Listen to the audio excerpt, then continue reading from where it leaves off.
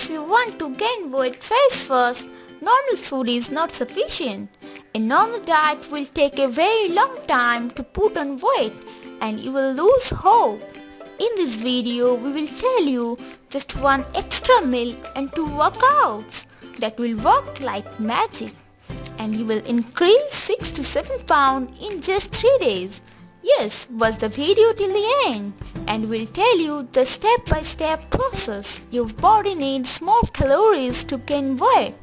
If you hate eating, you need smoothies. This will absorb in your body very fast. Try this smoothie recipe and you will get an instant result. Before starting, subscribe our channel and press the bell button to get our future updates. To make the smoothie, ingredients you will need: 1 glass whole milk, half cup cashew and raisins, 1 cup oats, 2 bananas, 3 tablespoons peanut butter, 1 scoop ice cream and 2 scoops whey protein. Total 1257 calories. Consume this drink after your workout. This extra meal will boost your weight gain process.